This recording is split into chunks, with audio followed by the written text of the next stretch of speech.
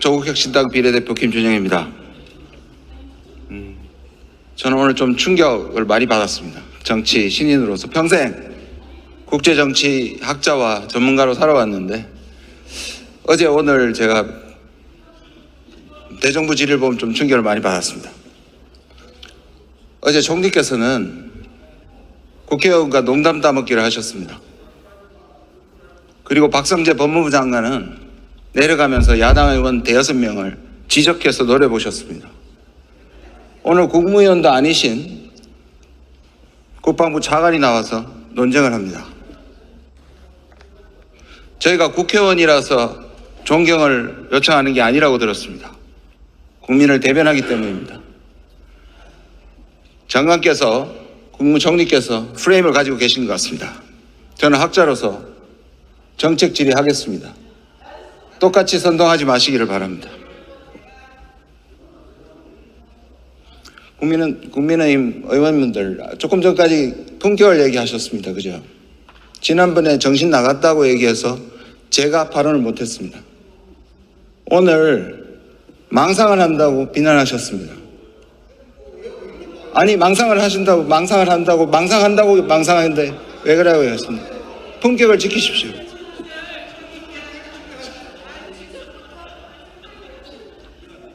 품격을 지켜주세요.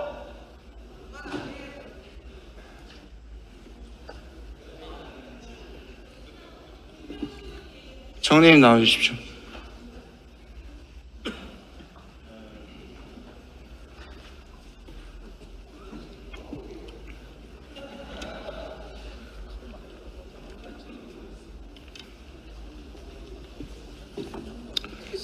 안녕하세요. 네, 안녕하십니까. 오랜만에 뵙습니다. 네. 장관님 꼭 질문하고 싶은 게 있습니다. 외교 현안 전에 입법 독재란 말이 가능합니까? 글쎄요. 그런 학술적인 용어가 있는지는 제가 모르겠습니다만 일반적으로 국회는 수기하고 서로의 문제점을 논의하고 법안을 만드는 것이 일상적인 관행이고 또 우리 자유민주주의 체제 하에서 있어야 되는 그러한 하나의 보고 싶은 모습 아닌가 싶습니다. 그런 것이 좀 안 되면 그렇게 표현을 하지 않나 싶습니다. 저는 그게 학문적인 용어인지는 모르겠습니다. 네. 권력을 가진 쪽은 지금 집권 여당이죠. 독재는 특정한 개인이나 집단이 모든 권력을 쥐고 이를 마음대로 할 때 독재라고 부릅니다. 입법 독재는 있을 수 없는 일입니다. 번거롭다고 방해한다고 100번 양보해서 그렇다고 해서 독재란 말을 쓴 것은 엄살을 넘어서 왜곡이고 나쁜 정치 프레임이라고 생각합니다. 어떻게 생각하십니까? 저는 우리 자유민주주의 체제의 가장 중요한 중에 하나는 법치주의고 또 삼권 분립이라고 생각합니다. 그렇기 때문에 입법이 우리 여야 또 다른 의견을 가진 분들끼리 충분히 논의가 돼서 되었으면 좋겠다는 생각이고요. 만약 그게 안 된다고 하면 삼권 분립에 의해서 행정권의 수반인 대통령이 가지는 제2요구권 같은 것이 이 소위 말 돌리지 마시고요. 독재는 아닌 거죠. 학계에서 얘기하는 또는 일반적으로 전문 용어로서 확립돼 있지는 제가 확신을 못 가지신 입법 독재에 대한 견제 기능이다. 저는 그렇게 생각합니다. 최소한 총리는 안 쓰시길 바랍니다. 총리께서는 지난 8월 29일 대통령의 국정브리핑을 어떻게 평가하십니까? 저는 국민들께서 대통령께서 직접 중요한 개혁 과제에 대해서 설명한 것에 대해서 저는 굉장히 높이 평가했다고 생각합니다. 비상진료체계가 원활하게 작동하고 있다는 것도 정확하게 판단한 겁니까? 제가 몇 번 설명을 드렸습니다만 대통령께서 말씀하신 워딩을 다 좀 읽어보시고 평가를 해주셨으면 좋겠습니다. 대통령님께서 말씀하신 내용. 잠깐만요. 잠깐만요. 잠깐만요. 네, 말씀하시죠. 이게 맥락이 필요합니까? 잘 돌아간다는 말이? 맥락이 필요하죠. 왜냐하면 보십시오. 여러 가지 문제가 있습니다.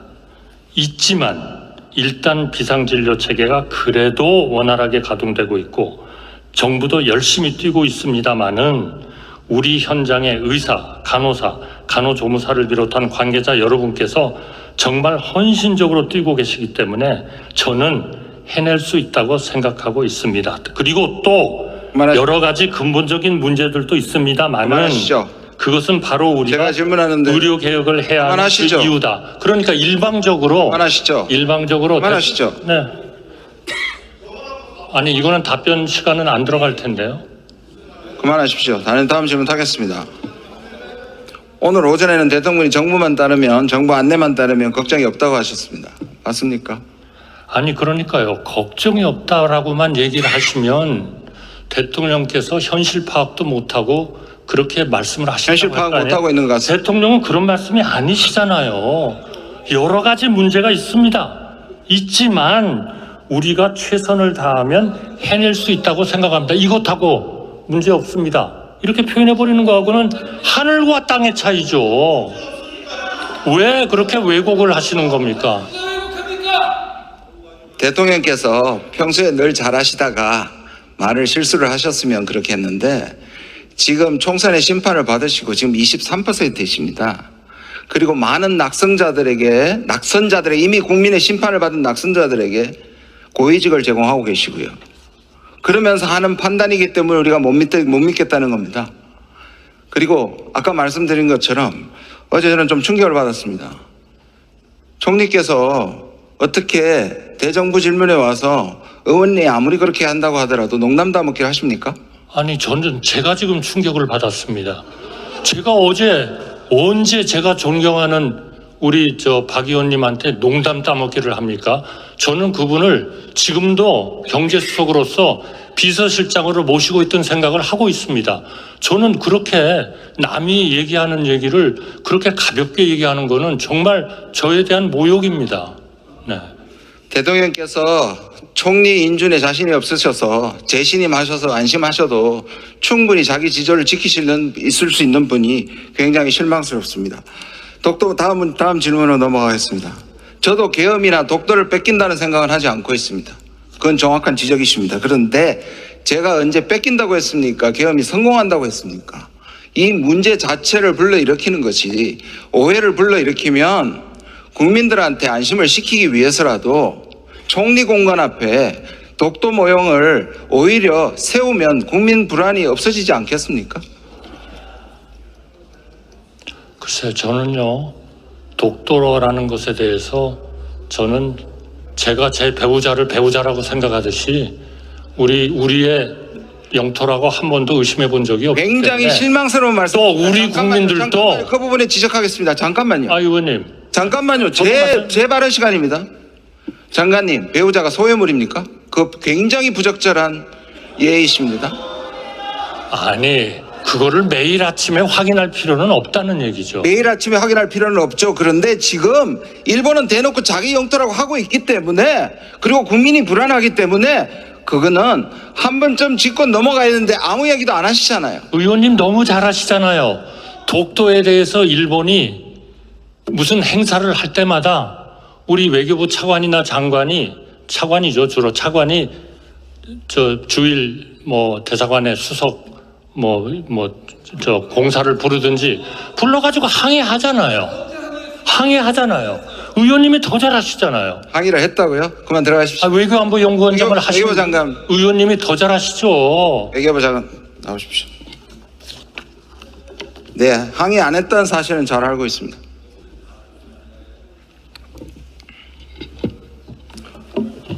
네, 외교장관 네, 맞습니다. 외교부 장관은 사도광산에 대해서 여전히 잘했다는 협상으로 지난번에 외통위에서 보이신 인식 그대로 갖고 계십니까? 저 잘했다고 말씀드린 적 없습니다. 잘된 협상이라고 잘못된 말씀하셨죠. 주장에 대해서 반박을 했을 뿐입니다. 그렇습니까? 그럼 성과라고 얘기했던 그 두 가지를 제가 지난번에 답변하신 걸 제가 분석을 해봤습니다. 첫 번째, 표결을 가면 우리가 질 것으로 판단되기 때문에 이거는 김영재 팀장이 얘기했습니다. 저는 100번 좋습니다.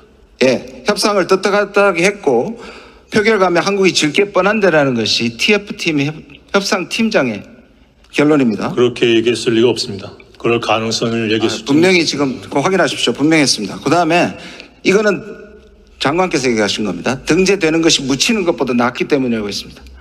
맞습니까? 묻히는 거는 등재 안 돼서 강제동원이 묻히는 것보다 낫다고 말씀하셨습니다. 지금 듣기로 저는 들었습니다. 역사의 기록에 남기는 것이 더 중요하다고 말씀을 드렸습니다. 정말 우리가 불리했다고 생각하십니까? 표기라고 하면 진다고 생각하십니까? 저는 그런 얘기 한 적 없습니다. 다행입니다.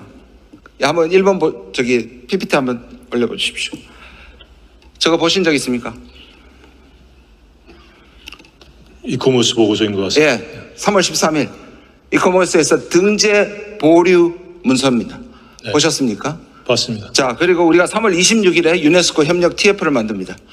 뭔가 이상하지 않으십니까? 왜 이상합니까? 지금 유네스코는 네. 등재 보류는 누구한테 불리한 겁니까? 그냥 가면 등재 일본한테 보류죠. 불리한 거죠? 그렇죠. 네. 그러면 우리가 협상에 유리한 거죠. 그럼요. 그러면 26일 날 해서 네. 갑자기 그 당시에 일본에서도 원래 등재는 불가능하다는 비관론이 팽배했습니다.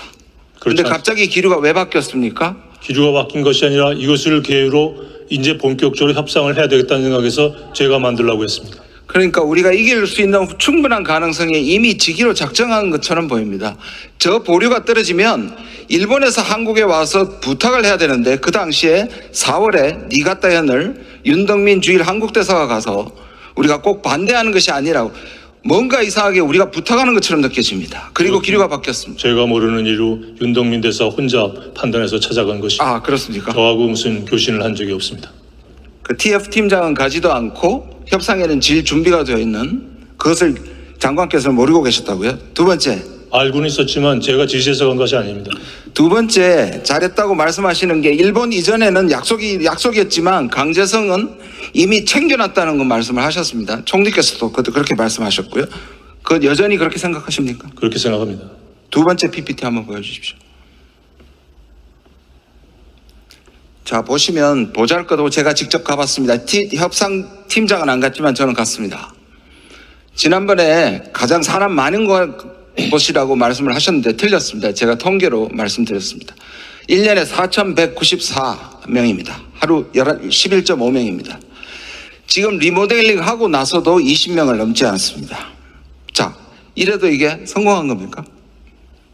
의원님께서 직접 가보시고 이 외에 대안이 없다고 판단하셨다는 말씀으로 제가 전해 들었습니다.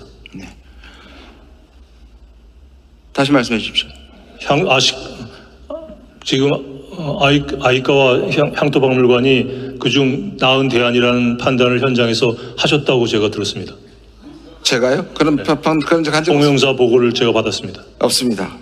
분명히 그렇게 말씀하신 걸로 제가 보고 받았습니다. 유인천 문화부 장관은 장소 이전을 고려한다는데 외교부 장관 그럴 생각이 없었습니까? 뭐 그런 얘기 저는 한 적이 없습니다. 그럼 끝난 얘기입니까 이건? 더 이상 우리가 요구할 수 있는 게 없습니까? 협상의 결과입니다. 그러니까 없다는 말씀입니다. 다시 협상을 재개할 수는 없는 상황입니다. 일본이 약속을 지금 지키지 않는 부분도 있을 텐데 더 이상 협상을 하지 않는다고요? 그거는 전시 내용은 계속 개선하겠다는 약속을 했기 때문에 계속 저희들이 추구를 할 것이고요. 점검하고 요구할 건 계속 요구할 겁니다. 사과 요구가 반복적이라고 해서 일본인들이 피로감을 느낀다고 했습니다. 그들의 거듭된 가짜 사과에 우리 국민들은 피눈물이 납니다. PPT 5번 좀 띄워주십시오.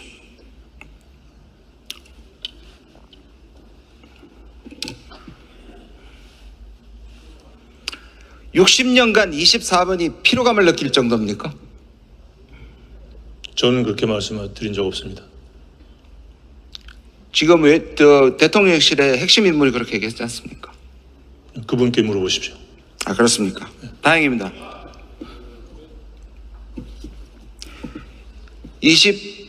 60년간 24회면 2년에 한 건도 안 되고 저 24번은 다 뒤집습니다. 저는 아까부터 계속 국무위원들도 그렇고 여당 의원들도 그렇고 김대중 오부지 특히 김대중 대통령을 참칭하는 것을 참을 수가 없습니다.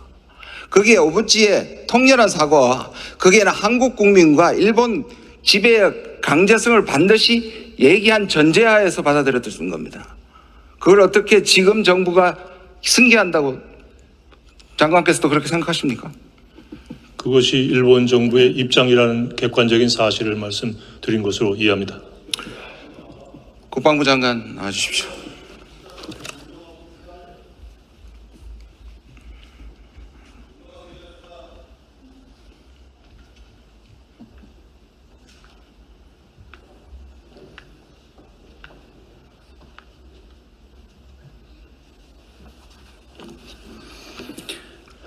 한미일 3자 안보 협력이 역진 불가합니까? 네?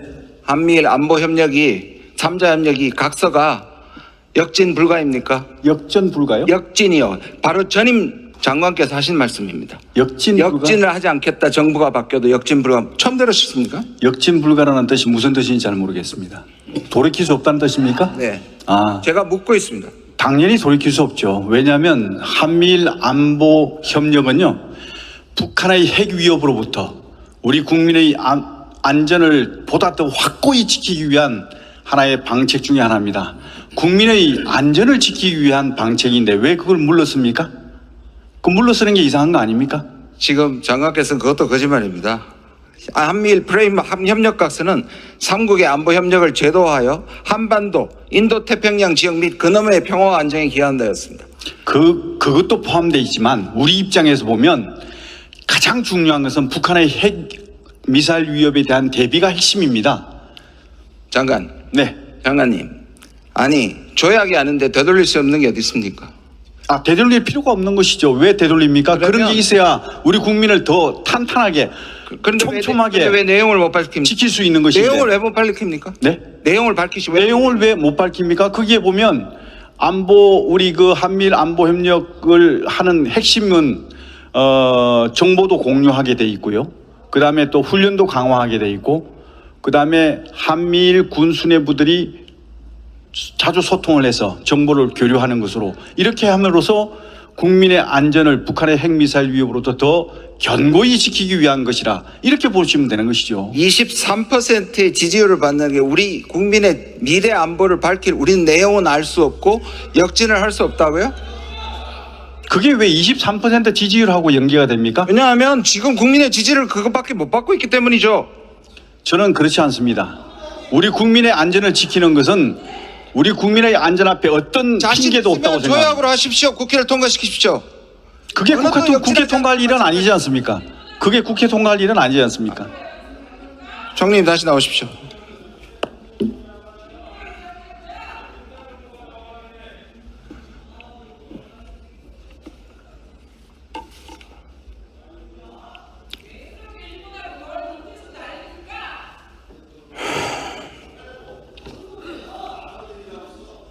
총리님, 저는 뉴라이트 논쟁하고 싶지 않습니다. 저도 뉴라이트의 그 자체의 논쟁이 중요하지 않다고 생각합니다. 그런데 일제 35년의 수탈과 지배를 불법적 지배로 보지 않고 근대화에 기여했다는 생각을 가진 사람이 학자가 아니라 공직자에는 부적합하다고 생각하지 않습니까? 그분들이 앞으로 각자 맡은 자리에서 어떻게 하는지를 보시고 평가를 해주시죠. 처음부터 결격 사유라고 생각하지 않습니까? 저는 그거는 개인들이 가질 수 있는 생각이라고 생각합니다. 아니요. 개인들은 가질 수 있지만 공직자로서는 아니죠. 그러니까 공직자로서 어떻게 행동을 하는지를 좀 지켜보시고 말씀해 주시는 게 맞다고 생각합니다.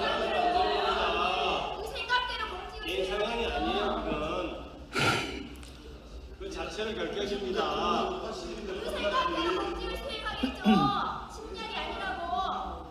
하나의 취향의 문제가 아니에요, 그게. 김형석, 김문수 그들이 얘기한 것이 일본 산업유산 거기 갔을 때 가이드가 얘기한 것과 똑같았습니다. 제가 충격을 받았습니다. 불법 지배를 합법으로 하면 차별이 없어지게 되는 거죠. 일거양득입니다. 이게 일본의 방식입니다.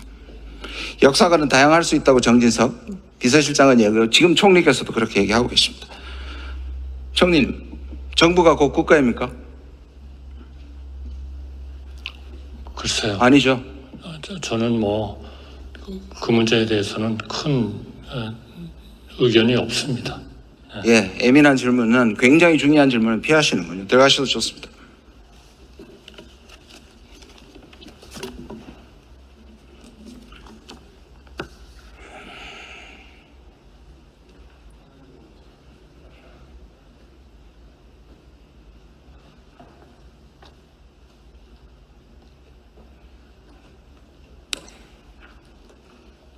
제게 주어진 1분 동안 말씀드리고 내려가겠습니다. 간첩 활동을 한다든지 북한 정권을 추종하면서 대한민국 정체성을 부정하는 사람이 반국가 단체 맞습니다. 동의합니다. 그러면 친일 매국하면서 대한민국 정체성을 부정하는 자들도 반국가 세력입니다. 저는 오늘 대한민국 국회의원의 한 사람으로서 사랑하는 국민들 앞에 그리고 존경하는 선배 및 동료 국회의원들 앞에서 엄숙하고 그리고 분명하게 선언합니다. 저는 반국가 인사가 아닙니다. 다만 반정부 인사입니다. 보다 정확하게 반윤 정부의 대표적 인사임을 선포합니다.